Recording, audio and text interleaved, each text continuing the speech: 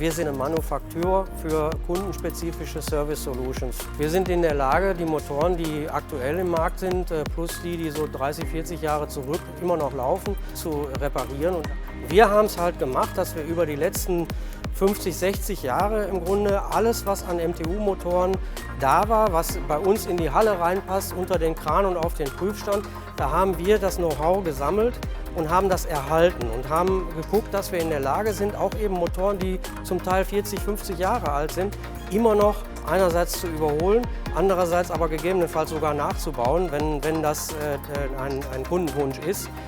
Da sind bestimmte Prozesse notwendig, die manchmal ganz banal sind, aber die man wissen muss. Wenn man die nicht weiß, dann funktioniert der Motor nicht. Da sind ganz einfache Sachen, die früher ganz normal waren, gang und gäbe, die aber heute keiner mehr weiß, weil ein moderner Motor das nicht mehr braucht.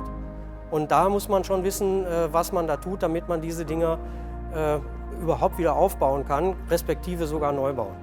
Seit wir gemerkt haben, dass außer uns sich keiner so richtig für diese Klassikgeschichte interessiert, haben wir Leute, die diesen Motortyp, den alten, den es jetzt gerade mal geht, die den gekannt haben, haben die mit jungen Leuten zusammengesetzt, ganz neuen jungen Leuten, und haben die zusammen an diesen Projekten arbeiten lassen. Und so haben die on the job diese Sachen gelernt. Die Motoren da, als wir mit denen angefangen haben, die zusammenzubauen, da waren die Jungs, die das gemacht haben, ich glaube, 27, 26, 27, die davor in Rente gegangen sind, die waren 65 und die haben ein paar Jahre lang zusammengearbeitet und haben halt diese Sachen übergeben. Das heißt, der Motor, der da hinter mir steht, der ist jetzt ein bisschen über 30 Jahre alt, der ist zum dritten Mal, glaube ich, hier, ist jetzt zum dritten Mal überholt worden und geht zum dritten Mal mit 0 Stunden wieder raus.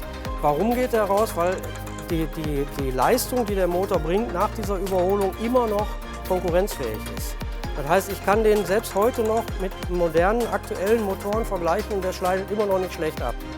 Das heißt, die Motoren waren damals schon richtig gut. Und wenn wir die jetzt noch mit ein paar Modernisierungen aufbauen, dann sind die tatsächlich competitive mit aktuellen Motoren, die wir heute am Markt haben.